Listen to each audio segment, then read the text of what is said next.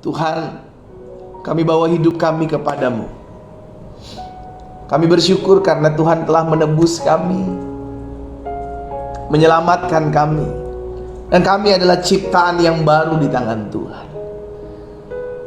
Itu sebabnya melalui pujian-pujian yang kami naikkan pagi hari ini di rumah kami masing-masing, kami rindu membawa hidup kami. Kami rindu memberikan hidup kami sebagai persembahan yang harum, sebagai persembahan yang berkenan kepada Tuhan. Karena firman-Mu katakan, muliakan Tuhan dengan hidup. Pakai hidupmu untuk memuliakan Tuhan. Itu sebab pagi hari ini kami menyadari bahwa kami bukanlah orang biasa-biasa. Kami adalah milik kepunyaan Tuhan. Kami adalah hamba-hamba Tuhan, di mana hidup kami telah ditebus, hidup kami telah dibeli, hidup kami telah dibayar oleh darah yang mahal. Itu sebabnya pagi hari ini kami datang memulai hari bersama dengan Tuhan. Kami memulai hari menyembah Yesus. Kami memulai hari mendengarkan firman. Bahkan kami memulai hari membawa setiap apa yang menjadi doa-doa kami, karena kami tahu langit dan bumi akan lenyap, tetapi firman-Mu tinggal tetap. Bapa, pagi hari ini kami rindu kembali mendengarkan firman. Kami percaya yang lemah Allah kuatkan, yang sakit dijamah dan disembuhkan Tuhan. Bahkan kami yang berbeban berat diberikan kelegaan, sebab Yesus datang memberikan damai sejahteranya, sukacitanya bagi setiap kami. Karena itu ya Bapa yang baik, kami berdoa, sampaikan sesuatu bagi kami, sehingga pagi hari ini bukan cuma sekedar doa pagi biasa yang kami jalani setiap hari, tapi pagi ini adalah pagi perjumpaan kami dengan Yesus. Pagi ini adalah pagi berkat, pagi mujizat, pagi lawatan Tuhan, pagi di mana kami dipulihkan di dalam nama Yesus. Sampaikan sesuatu bagi kami ya Allah Roh Kudus, di dalam nama Yesus kami berdoa. Sama-sama kita katakan amin. Haleluya. Tuhan Yesus baik. Shalom Bapak Ibu Saudara dikasih dalam Tuhan. Kita bersyukur karena pagi hari ini kita masih diberikan kesempatan untuk memuji, menyembah Tuhan. Bahkan pagi hari kita masih diberikan kesempatan untuk bersekutu, mendatang ke dalam hadirat Tuhan. Itu perkara yang dahsyat, saudara dikasih dalam Tuhan. Siapakah kita? Iya kan? Kita adalah umat tebusannya, kita adalah milik kepunyaannya. Alkitab katakan kita adalah biji matanya. Oh haleluya.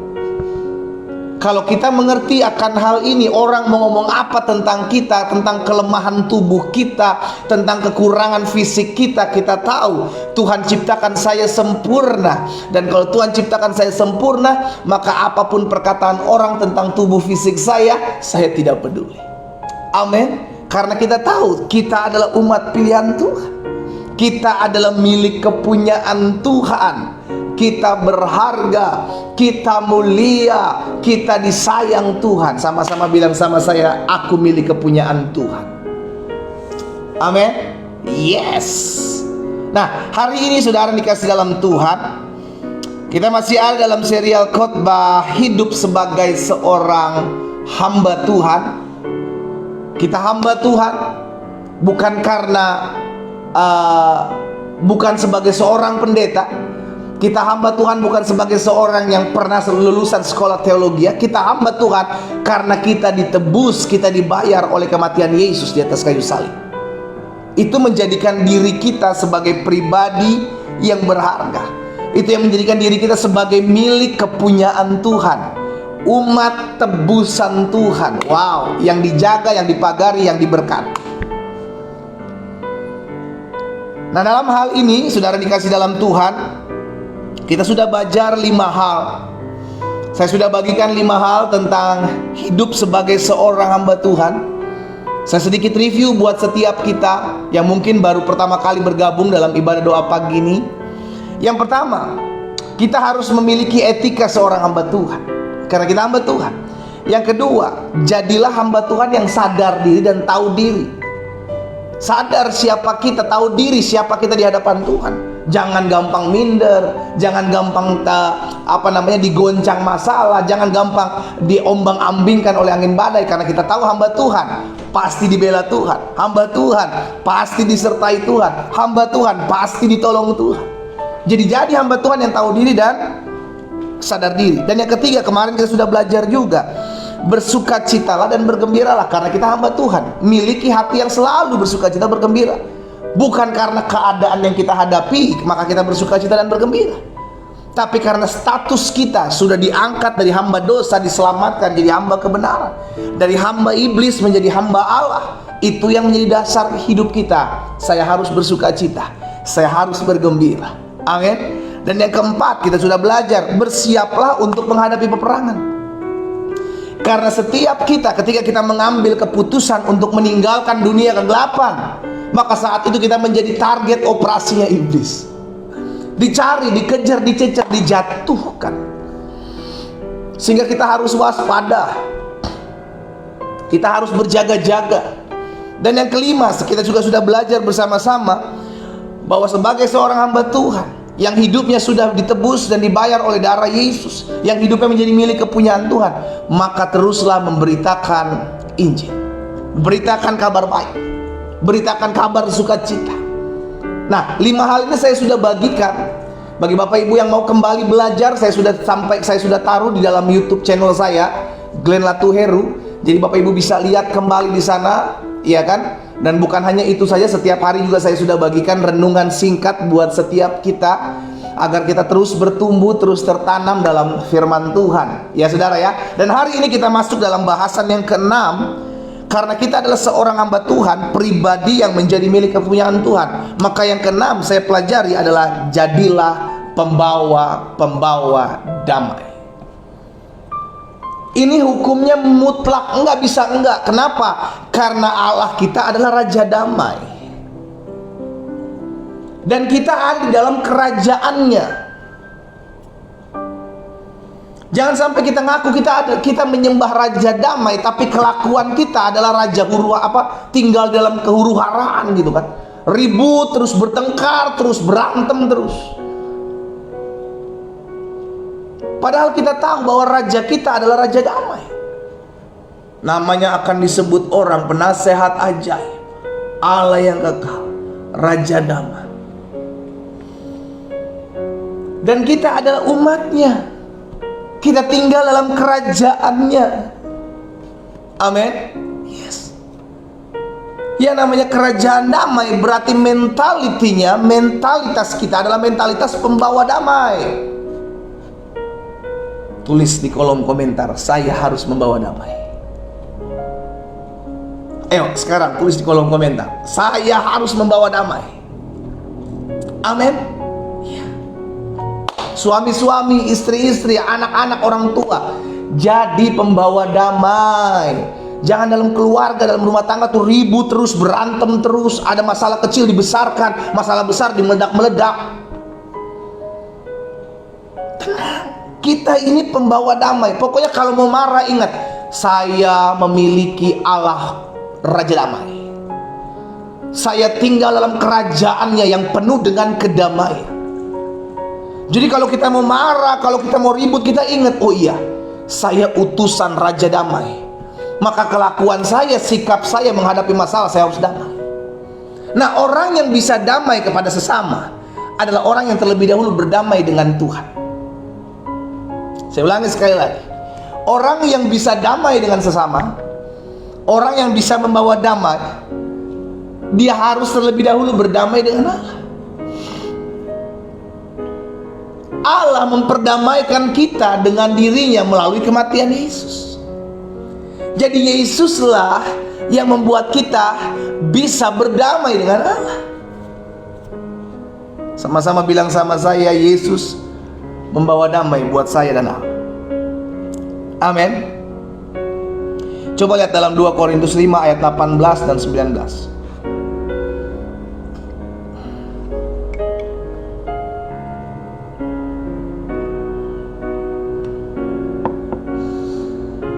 2 Korintus 5 ayat 18 dan 19. Apa yang dikatakan di sana?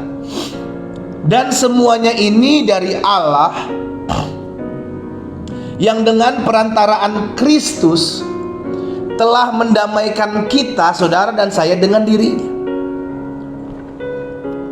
Kematian pengorbanan Yesus itu adalah bukti pendamaian antara kita dengan Bapa. Jadi kalau ada orang bilang masa Tuhannya orang Kristen mati, justru karena kematian itulah kita terima kasih karunia. Jadi jangan gampang tergoncang. Jangan jadi orang yang gampang tergoncang. Wah, masa orang Kristen, oh iya bener juga ya, masa Tuhan kita mati, kan dia Tuhan, masa bisa mati? Justru dengan dia datang, dia mesti mati, saudara.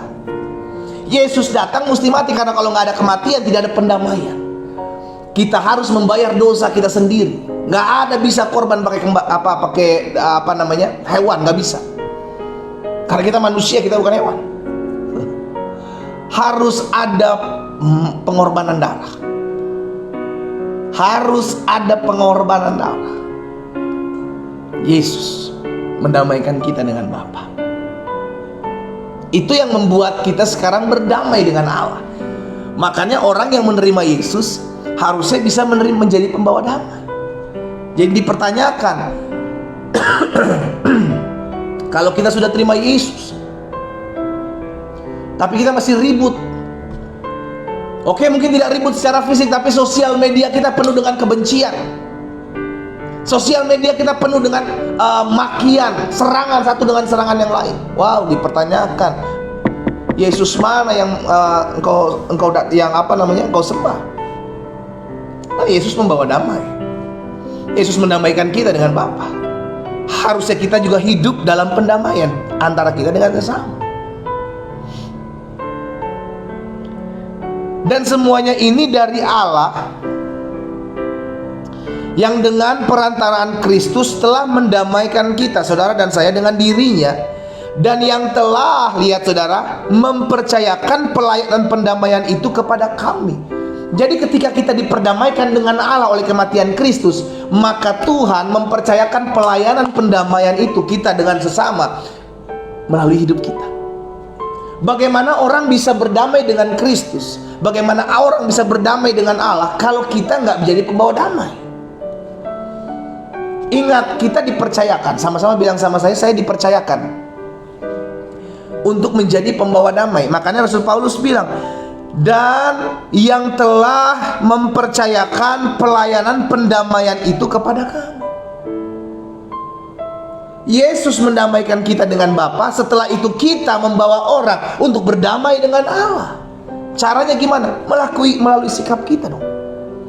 Perkataan kita bukan perkataan yang menyerang, perkataan kita perkataan yang membawa damai. Perkataan kita bukan perkataan yang menghakimi, perkataan kita perkataan yang membawa sukacita, membawa damai. Sehingga orang bisa melihat. Kemarin kita sudah belajar bagaimana cara menginjil. Jadi terang, jadi berkat dengan perbuatan kita. Sebab Allah mendamaikan dunia, ayat 19, Allah mendamaikan dunia dengan dirinya oleh Kristus, dengan tidak memperhitungkan pelanggaran mereka. Lihat, diulang lagi. Ia telah mempercayakan berita pendamaian itu kepada kami. Jadi ketika kita diperdamaikan dengan Allah oleh kematian Kristus, maka saat itu kita dipercayakan untuk membawa berita pendamaian itu kepada orang lain.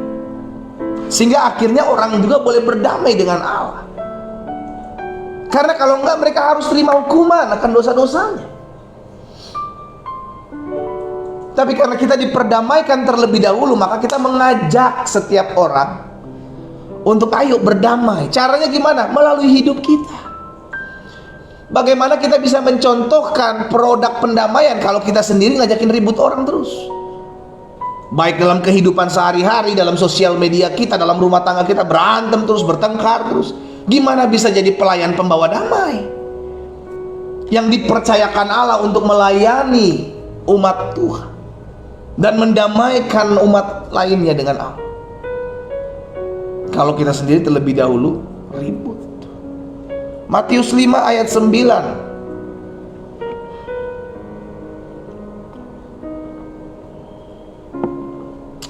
Yesus bilang begini, berbahagialah orang yang membawa damai, diberkatilah orang yang membawa damai, karena mereka akan disebut anak-anak Allah. Kita diperdamaikan untuk membawa damai. Makanya orang yang ribut terus, berantem terus, itu dipertanyakan, dia tuh punya Yesus ya dalam hidup. Karena Yesus yang dia miliki itu adalah bentuk, adalah pribadi yang harusnya membuat kita tinggal dalam kedamaian. Bentar-bentar ribut, bentar-bentar bertengkar, bentar-bentar berantem. Stop. Ingat, kita adalah orang-orang yang sudah diperdamaikan. Kita adalah orang-orang yang sudah diperdamaikan. Ayo bawa pesan pendamaian itu melalui sosial mediamu. Bawa pesan pendamaian. Berbahagialah orang yang membawa damai, karena mereka akan disebut apa? Anak-anak Allah. Jadi mereka yang bisa menyandang status anak-anak Allah hanya mereka yang harus membawa damai.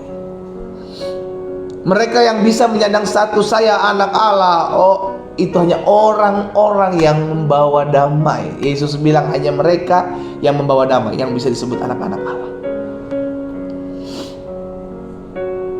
1 Korintus 6 ayat 17.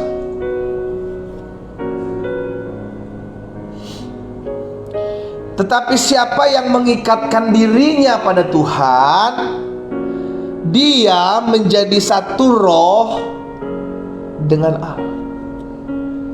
Kalau kita mengikatkan diri kita dengan pribadi Tuhan, caranya bagaimana? Kita berdoa, kita menyembah Tuhan, kita bersatu dengan pribadi Allah dalam pujian penyembah, dan kita memiliki roh Allah, maka kita bisa menjadi pembawa damai. Tapi orang tidak punya roh Kristus, tidak punya roh kudus, susah untuk berdamai. Pengennya berdamai, tapi bentar-bentar ribut, bentar-bentar berantem, bentar-bentar ada aja yang dipermasalahkan. Aduh, sebenarnya gimana ya pendeta, saya tuh pengennya damai, tapi nggak bisa. Itu dipertanyakan. Berarti dia belum memiliki roh Kristus. Karena orang yang satu roh dengan dia adalah orang yang mengikatkan dirinya, bersatu, orang yang bersama-sama dengan roh Allah, memiliki roh Allah. Jadi gampang lihatnya. Lihat aja sosial medianya, ribut, nyerang ini, nyerang itu, lihat aja. Itu dipertanyakan, Yesus mana yang dia sembah? Bukankah kita dipercayakan untuk pelayanan pendamaian, bukan saling serang?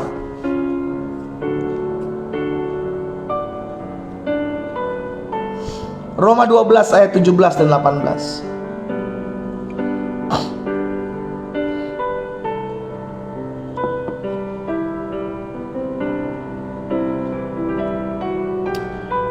Janganlah membalas kejahatan dengan kejahatan. Lakukanlah apa yang baik bagi semua orang. Kenapa? Karena kita adalah pelayan pendamaian. Bagaimana kita bisa mengerjakan fungsi kita sebagai pelayan pendamaian kalau kita nyerang sana, nyerang sini, ngajak ribut satu, ngajak ribut yang lain? Nggak akan pernah bisa. Justru kita sedang dipakai si jahat.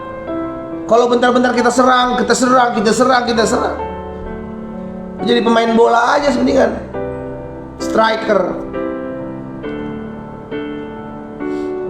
Kita adalah pelayan pembawa damai. Orang-orang muda, dengar baik. Engkau yang pagi hari ini bergabung dalam ibadah doa pagi, engkau adalah pelayan pendamaian. Gak usah pusing orang ngomongin kekuranganmu, gak usah pusing. Ingat statusmu, engkau adalah pelayan pembawa damai. Justru orang-orang yang menyerang kita harusnya kita bawa mereka kepada Tuhan untuk mereka berdamai dengan Allah. Karena biasanya Orang-orang yang menyerang adalah orang-orang yang belum berdamai dengan Allah. Kenapa? Dia nggak bisa membawa damai, karena dia nggak punya damai. Yesus adalah damai sejahtera itu, Alkitab katakan. Selama dia belum punya Yesus, maka dia nggak bisa mengimpartasikan damai itu. Kenapa? Karena hanya Roh Kudus yang bisa membawa damai sejahtera. Tapi kalau Roh Kudus ada dan Roh Kudus tinggal, maka kita bisa mengimpartasikan damai itu. Kenapa? Karena kita punya sumber damai. Roh Kudus adalah sumber damai, sehingga kita bisa mengimpartasikan apa yang ditaruh dalam hati kita. Jangan membalas kejahatan dengan kejahatan. Lakukan apa yang baik bagi semua orang, sedapat-dapatnya. Kalau hal itu bergantung kepadamu, hiduplah dalam pendamaian dengan semua orang. Lihat, Alkitab tidak mengajarkan hanya untuk orang-orang Kristen kau berdamai. No, bukan hanya untuk kalangan kita. No, semua orang.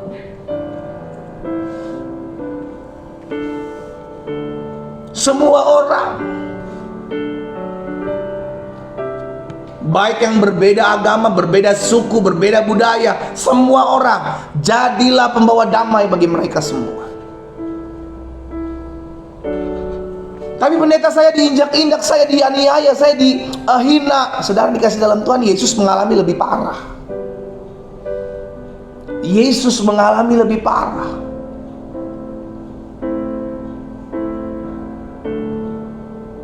Ya itu kan Yesus, bukan kita manusia. Loh, Yesus mencontohkan. Yesus sedang mengajarkan, ayo ikuti teladannya. Toh kita nggak sampai dicambuk, nggak sampai disalib. Paling kita cuma disakiti oleh perkataan dengan pendengaran kita, perasaan kita. Justru disitulah kesempatan kita untuk membuktikan saya berbeda. Orang mau menilai saya apa, orang mau menghina saya apa, saya tahu saya diciptakan serupa dan segambar dengan Allah. Nggak peduli orang menghina kita.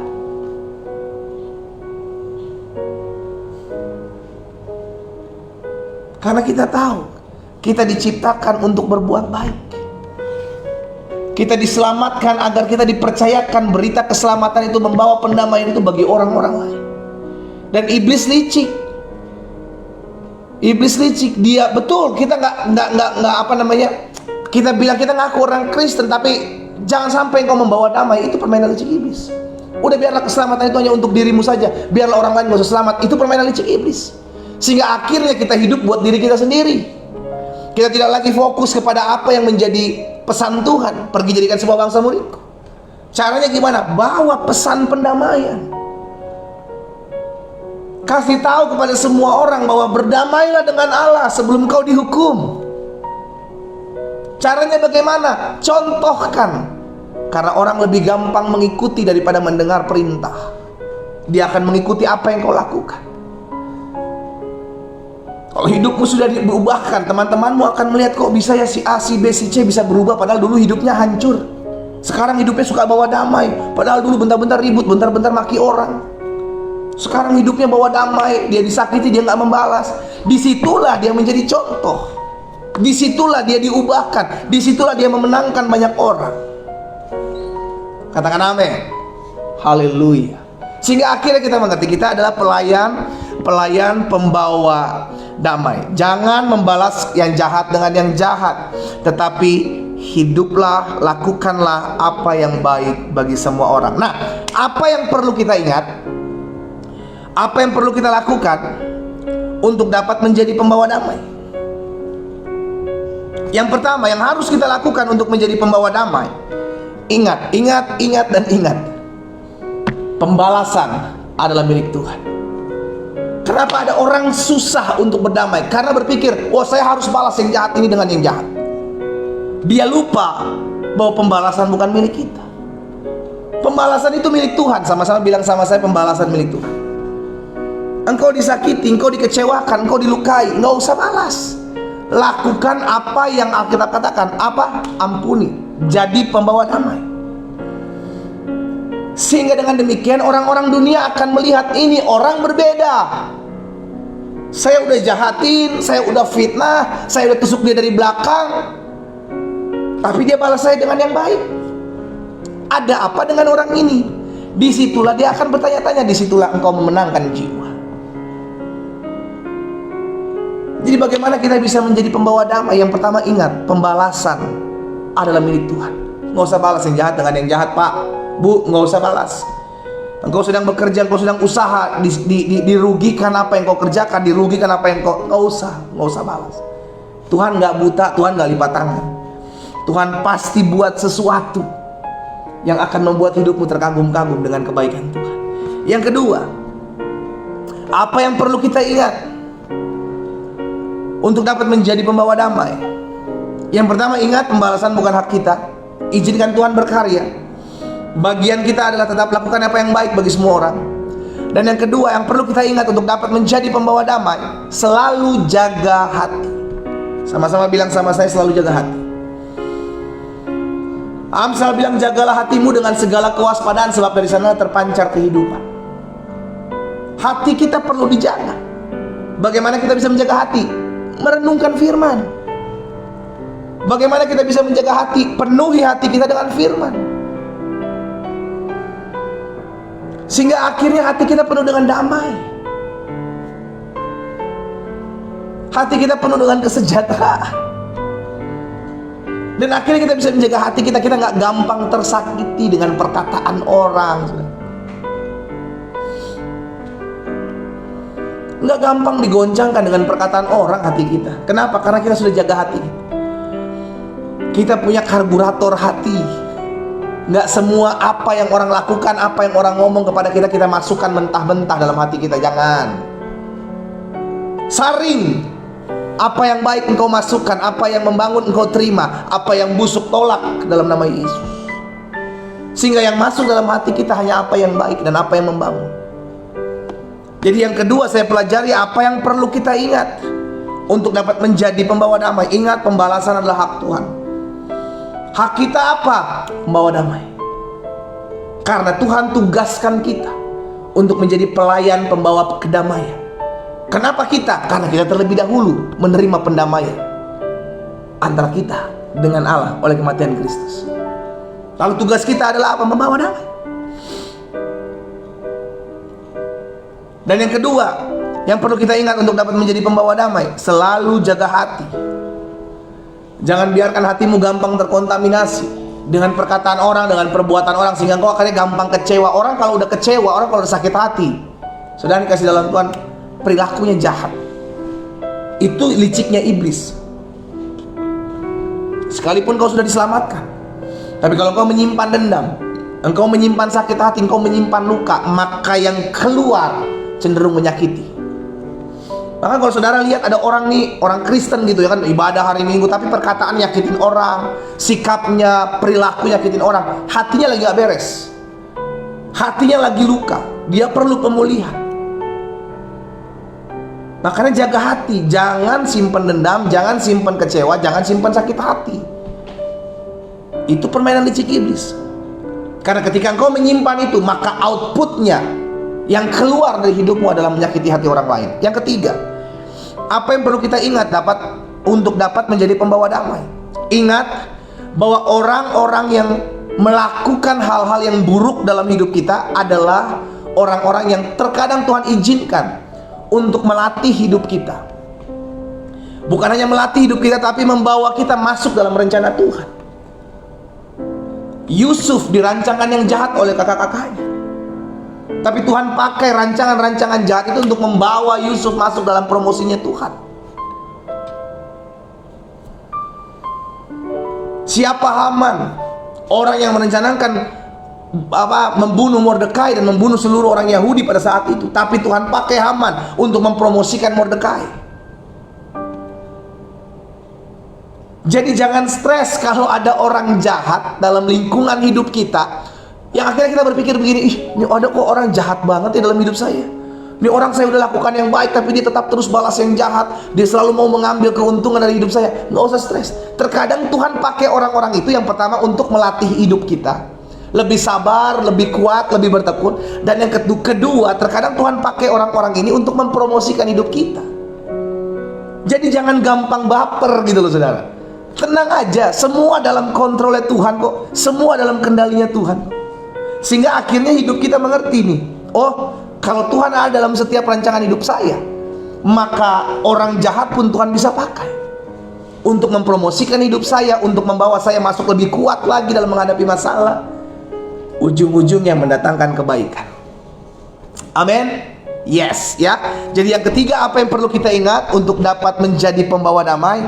Ingat bahwa orang-orang jahat, orang-orang yang menurut kita adalah orang-orang yang merancangkan yang kehancuran dalam hidup kita, itu Tuhan bisa pakai. Yang pertama untuk mendidik kita dewasa dalam iman. Yang kedua untuk mempromosikan hidup kita untuk lebih lagi melihat kemuliaan Tuhan. Dan yang keempat, yang terakhir, apa yang perlu kita ingat untuk menjadi pembawa damai? Ingat, yang pertama, pembalasan adalah milik Tuhan. Jangan balas yang jahat dengan yang jahat. Tugas kita adalah jadi pembawa damai. Yang kedua, apa yang perlu kita ingat untuk menjadi pembawa damai?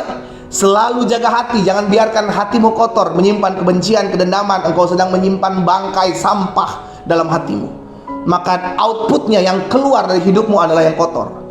Yang ketiga, apa yang perlu kita ingat untuk dapat menjadi pembawa damai? Ingat bahwa ada orang-orang yang memang Tuhan tempatkan dalam hidup kita untuk memproses kita, untuk membentuk kita, bahkan untuk mempromosikan hidup kita, sekalipun itu adalah orang-orang jahat, orang-orang yang merancangkan sesuatu yang menghancurkan hidup kita. Tapi Allah memakai segala sesuatunya untuk mendatangkan kehidupan, kedamaian, bahkan datangkan berkat-berkat bagi anak-anaknya Tuhan. Haleluya. Dan yang keempat, yang terakhir, apa yang perlu kita ingat untuk dapat menjadi pembawa damai? Ingat, kita adalah alat Tuhan. Kita adalah perpanjangan tangan Tuhan untuk membawa kemuliaan bagi nama Tuhan. Makanya Yesus bilang, hendaklah perbuatan baikmu dilihat semua orang, supaya Bapamu di sorga dipermuliakan. Iya kan?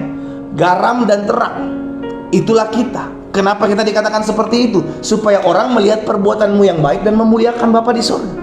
Tujuan kita melakukan semuanya itu supaya Bapa dipermuliakan. Ingat, itu tugas kita.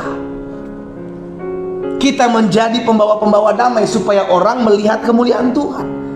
Kita menjadi pembawa-pembawa damai supaya kita menjadi berkat buat banyak orang. Statusmu adalah hamba Allah. Kita orang yang sudah ditebus, kita orang yang sudah diselamatkan. Karena itu, kerjakan apa yang menjadi tugas dan tanggung jawab kita. Apa? Jadilah pembawa damai. Kenapa? Karena kita sudah terlebih dahulu diperdamaikan dengan Bapa. Dan ketika kita diperdamaikan dengan Bapa, maka kita ditugaskan Tuhan, diberikan mandat khusus untuk menjadi pelayan-pelayan pendamaian, untuk mendamaikan orang yang belum berdamai dengan Allah, sehingga lalu hidup kita, nama Tuhan dipermuliakan. Kita berdoa, kita datang kepada Tuhan. Kami bersyukur karena hari ini kami dikuatkan, kami mendengarkan firman. Kami diingatkan bahwa kami adalah alat di tangan Tuhan. Kami terlebih dahulu sudah diperdamaikan dengan Bapa oleh kematian Kristus. Dan saat ini kami adalah perpanjangan tangan Tuhan, supaya banyak orang yang belum berdamai dengan Bapa boleh kami layani, karena kami adalah pelayan pendamaian itu. Bapa, apa yang Tuhan taruh dalam hati hamba sudah hamba sampaikan. Hamba berdoa, biar kasih karunia Tuhan memampukan setiap kami untuk menjadi pelayan-pelayan pembawa damai. Karena untuk itulah kami ada. Kami tidak mau membalas yang jahat dengan yang jahat, karena kami tahu yang Tuhan perintahkan kepada kami adalah tetap menjadi pembawa-pembawa damai. Karena dengan demikian kami dikatakan anak-anak Allah. Hari ini kami diingatkan bahwa kami harus lakukan apa yang baik bagi semua orang. Bagi semua orang, siapapun dia, apapun latar belakang budaya, apapun latar belakang suku, apapun latar belakang agama mereka, kepercayaan mereka, kami diperintahkan Tuhan untuk menjadi pembawa damai, supaya melalui hidup kami ada banyak orang melihat dan mendengar damai Kristus. Jika itu yang menjadi doamu, saudara, taruh tangan kananmu di dada. Engkau yang mau dan rindu untuk dipakai Tuhan menjadi pembawa damai, taruh tangan kananmu di dada. Secara khusus pagi hari ini aku berdoa, Bapa, di dalam nama Yesus. Mereka menaruh tangan kanan mereka di dada, ya Allah. Mereka rindu dipakai Tuhan, karena mereka terlebih dahulu sudah menerima keselamatan. Mereka terlebih dahulu sudah menerima pendamaian itu. Dan pagi hari ini secara khusus mereka dengarkan firman, dan mereka mau meresponi firman, dan mereka taruh tangan kanan mereka di dada, mereka membuka hati mereka. Hamba berdoa mengucapkan berkat dalam nama Yesus. Tuhan jamah setiap hati, Tuhan pulihkan setiap hidup yang diberikan kepada Tuhan, sehingga pagi hari ini menjadi pagi di mana kami siap diubahkan menjadi pembawa-pembawa kabar damai. Kami menjadi pembawa-pembawa kedamaian dimanapun Allah tempatkan kami berada. Di dalam nama Yesus, setiap hati yang luka, setiap hati yang dipenuhi dengan kebencian, kedendaman, hari ini aku berdoa dalam nama Yesus, Tuhan jamah. Dalam nama Yesus, Roh Kudus jamah. Roh Kudus pulihkan. Pakai hidup setiap kami Tuhan untuk menjadi alat-Mu, menjadi pembawa-pembawa damai. Di dalam nama Yesus, turunkan tangan kita. Bapa, dalam nama Yesus, pagi hari ini juga hamba berdoa menyerahkan setiap pergumulan kami masing-masing ke dalam tangan Tuhan yang kuat. Kami percaya hidup kami ada dalam tangan Tuhan. Tuhan yang menebus kami, Tuhan yang menyelamatkan kami, Tuhan juga yang memelihara hidup kami. Itu sebabnya kami tidak takut menghadapi apapun, karena kami tahu kami adalah biji mata Tuhan. Kami ada di pemandangan mata Tuhan. Tuhan tolong kami. Pertolongan Tuhan sempurna atas kami. Karena itu kami berdoa mengucapkan berkat buat setiap pergumulan demi pergumulan anak-anak Tuhan. Mereka yang bergumul di masalah rumah tangga mereka, mereka yang bergumul di masalah ekonomi mereka, mereka yang sedang bergumul buat melunaskan utang piutang mereka, mereka yang sedang bergumul buat kesehatan mereka, mereka yang sedang bergumul buat pendamaian mereka bersama dengan orang tua, keluarga, anak mereka, mereka yang hari-hari ini sedang bergumul untuk mendapatkan pekerjaan, mendapatkan pasangan hidup, bahkan mendapatkan keturunan. Bapa, hamba berdoa di dalam nama Yesus, dalam nama Yesus, Tuhan campur tangan, Tuhan buka jalan, sehingga setiap mereka mengalami perjumpaan dengan Tuhan. Di dalam nama Yesus, secara khusus kami berdoa pagi hari ini menyerahkan setiap anak-anak kami yang sepanjang minggu berjalan ini sedang mengikuti ujian. Kami berdoa buat anak-anak kami yang Tuhan titipkan dalam rumah tangga kami. Bapa, kami ucapkan berkat buat anak-anak kami. Di dalam berkat nama Tuhan Yesus Kristus, diberkatilah anak-anak kami di sepanjang minggu berjalan di dalam mereka mengerjakan setiap ujian yang ada. Tuhan tolong berkat dengan kesehatan, berkati dengan kepintaran, daya ingat, daya ungkap, daya tangkap yang jelas mereka boleh temukan dalam hidup mereka dalam nama Yesus. Sehingga setiap anak-anak dari umat Tuhan yang secara khusus sepanjang minggu berjalan ini mereka akan ikuti ujian, ditolong Tuhan, diberikan kepintaran, kecerdasan, hikmat dari Tuhan dalam nama Yesus. Terima kasih Bapa. Pada akhirnya kami berdoa menyerahkan setiap jiwa-jiwa yang masih jauh dari Tuhan, yang ada di kalangan keluarga kami, orang-orang dekat kami. Kami terus membawa mereka agar mereka menerima kasih karunia Tuhan, agar mereka menerima keselamatan dari Tuhan. Kami doa dalam nama Yesus agar setiap mereka, nama-nama yang terus kami sebutkan, yang terus kami bawa di dalam nama Yesus, Allah Roh Kudus jamah, sehingga mereka dipulihkan, mereka dijamah Tuhan, mereka mengalami perjumpaan dengan Yesus. Kami juga berdoa buat bangsa kami Allah. Kami mengangkat tangan kami. Mari saudara dikasih dalam Tuhan, umat Tuhan di rumahmu masing-masing, angkat kedua tanganmu, ucapkan berkat buat bangsa kita, buat kota, buat provinsi di mana kita hidup. Mari perkatakan dengan profetik, dengan iman, di dalam nama Yesus, bangsa Indonesia diberkati Tuhan. Di dalam nama Yesus, kota di mana kami tinggal diberkati Tuhan, provinsi di mana kami tinggal diberkati Tuhan, Indonesia diberkati Tuhan. Di dalam nama Yesus terjadi pemulihan, terjadi terobosan, penyertaan kuasa Tuhan menjadi milik bagian bangsa dan kota kami dalam nama Yesus. Kami berdoa juga ya Tuhan buat pemimpin-pemimpin bangsa kami, Bapak Presiden, Wakil Presiden, jajaran menteri yang ada, Kapolri, Panglima TNI, para gubernur, para bupati, para wali kota. Kami ucapkan berkat dalam nama Yesus. Tuhan berkati, sehingga setiap mereka boleh mengerjakan apa menjadi tugas tanggung jawab mereka dengan takut dan gentar akan Tuhan. Berkati juga dalam mereka menangani masa-masa pandemik ini Tuhan. Kami berdoa Tuhan Yesus, tolong Kami perkatakan tidak akan ada gelombang ketiga atas pandemik ini atas bangsa kami demi nama Yesus Kristus dari Nazaret. Tidak terjadi. Tuhan Yesus berdaulat atas bangsa kami, menjaga bangsa, kota, provinsi kami aman. Tidak akan ada lonjakan kasus COVID yang meningkat dalam nama Yesus. Tuhan berkati setiap mereka yang berdiri di garda terdepan, para dokter, para suster, para relawan, perawat rumah sakit, perawat medis, di dalam nama Yesus, TNI, Polri. Tuhan berkati dalam mereka mengerjakan tugas dan tanggung jawab mereka, beri hikmat, tuntunan Tuhan. Terima kasih Bapa. Kami bersyukur buat pagi hari ini. Kami boleh mendengarkan firman-Mu, kami boleh memuji, menyembah Tuhan. Bahkan kami boleh berdoa dan menaikkan pokok-pokok doa kami. Kami mengalami kuasa Tuhan dalam nama Yesus. Hidup kami dipulihkan, hidup kami diubahkan. Bahkan Allah berkati setiap umat Tuhan yang dengan kesetiaan yang terus beribadah mencari Tuhan dalam ibadah doa pagi ini. Kami percaya setiap jerih lelah kami dalam kami mencari Tuhan tidak ada yang sia-sia. Tuhan memulihkan, Tuhan mengubahkan, Tuhan menjamah setiap hidup kami. Dan kami akan melihat di dalam nama Yesus satu persatu setiap permasalahan pergumulan kami Allah selesaikan dengan cara-cara yang ajaib. Terjadi di dalam nama Yesus. Pada akhirnya umat yang dikasihi dalam Tuhan, arahkan pandanganmu kepada Tuhan, angkat kedua tanganmu dan terimalah berkat Tuhan. Hamba ucapkan berkat buat umatmu di rumah mereka masing-masing Bapa.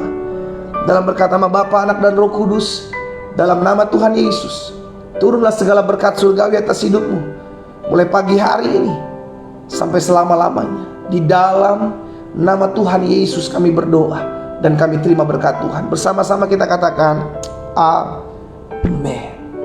Amin. Haleluya. Saudara dikasih dalam Tuhan, teman-teman yang khusus ada di wilayah Indonesia bagian timur, jangan lupa nanti malam jam 7 malam waktu Indonesia Timur, jam 7 malam waktu Indonesia Timur, kita akan ada ibadah komsel yang saya hanya buka buat Zoom, tidak Facebook, tidak Instagram. Kenapa Zoom? Agar saya dapat melihat wajah saudara dikasih dalam Tuhan, dan kita di dalam sana bisa saling menguatkan, mendoakan, dan mengucapkan berkat.